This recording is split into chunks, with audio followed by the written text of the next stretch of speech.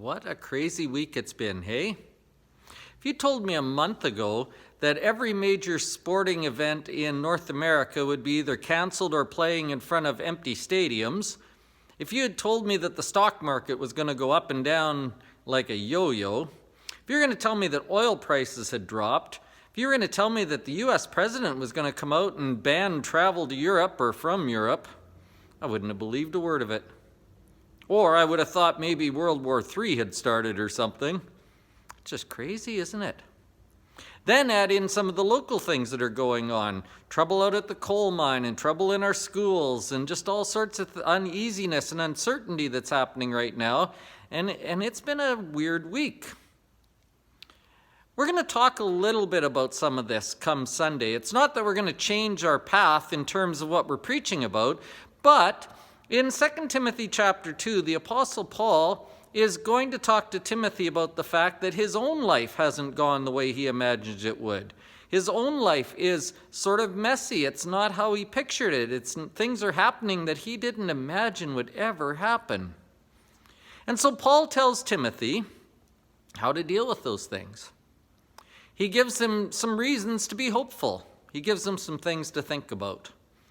And so we're going to take Paul's advice, and we're going to look at the things that he counted on and the things he thought about, and we're going to see if they will help us as well.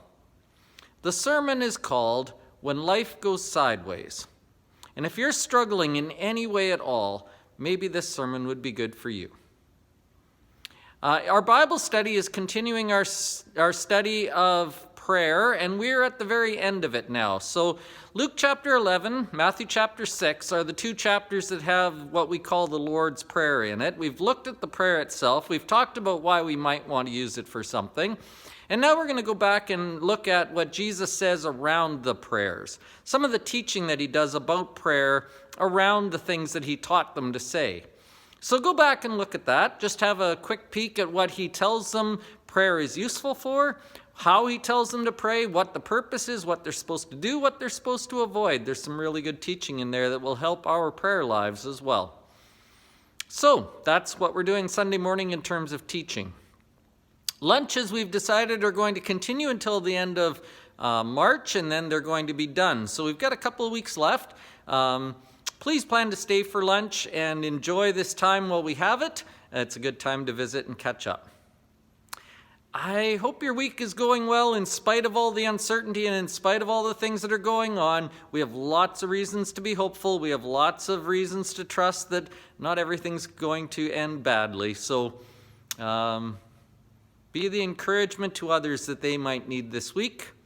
And come on Sunday morning. You'll find some encouragement there from the Word of God. See you then.